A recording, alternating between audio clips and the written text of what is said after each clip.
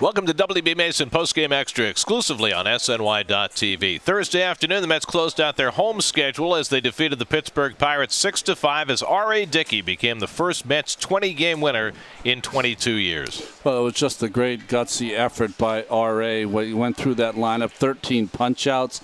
It was a little dicey there early in the game when the Pittsburgh Pirates came here with their hitting shoes on, also their defensive shoes on. Snyder with that great catch of that seemingly home run from Baxter. But R.A. gutted it out, got into the 8th inning, and was just spectacular. It was as hard as it's ever been to not get emotional. I mean, that's for sure. I mean, from the get-go, from the introductions to the last pitch. And I certainly wished that I would have struck out that last guy, but we won the game, and that's all that matters. And Terry was so kind and wanting me to go back out for the 8th. This ballpark's filled with energy today. Use it to your advantage. Go out on that mound. You know what?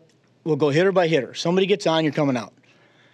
And I said, but these people deserve to see you walk off the mound. If I take him out, they deserve. They came to see him. If he comes out of the game, they should. I don't want him sitting on the bench and having somebody else go out there. That was kind of the whole gist of everything. I could have gone either way, and Terry thought I had more, and I've trusted him throughout the season with that. And we've had great communication between us. And so when he said, "I think you got more in you," and then I got a little number base hit or something happened like that, and I was trying to swing at the first pitch so I could go sit down and rest, and I ended up getting a little swinging bunt.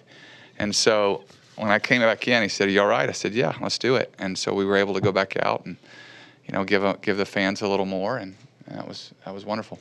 Mets were able to come from behind, down by a couple of runs. Hairston and Murphy with RBI singles, and then David Wright with a 3-run homer to the opposite field to put the Mets in front to stay.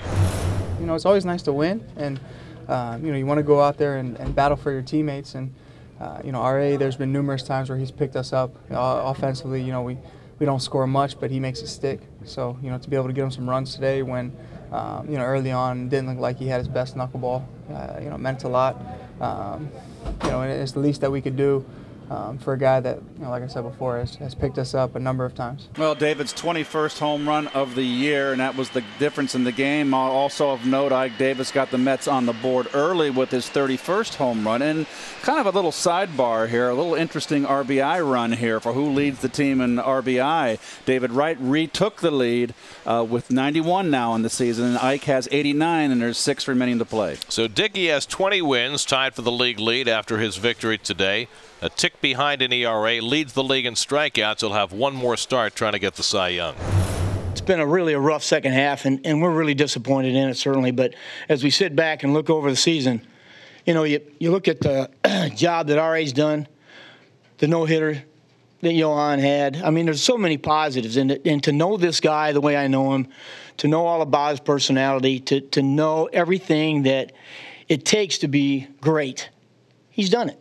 He's willing to sacrifice everything to be great. And today he's got his 20th win. And I think if there's greatness in pitching, it's winning 20. When I was in the minor leagues, even in 2005, when I became a knuckleballer, I remember running the streets at 11 after I'd put the kids down and just visualizing what it would be like to perform well, like actively, intentionally trying to visualize what that would be like, and visualize my grip and visualize my mechanic that I'd worked with Charlie with and Tim, and over and over and over again. And so I never abandoned hope. Gio Gonzalez is pitching tonight. He's already at 20, so he's going against the Philadelphia Phillies. We'll see what happens there, but I think it's RA's to lose. He's got another start. It's against a team that he's 5-0 this year. Things are looking good. Now the Mets begin their final road trip of the year Friday night in Atlanta on Chipper Jones night. John Neese against Tim Hudson. 7 o'clock the coverage for Pepsi Max pregame live on SNY. That'll do it for WB Mason Postgame Extra. Be sure to join us after every game for exclusive coverage on SNY.TV.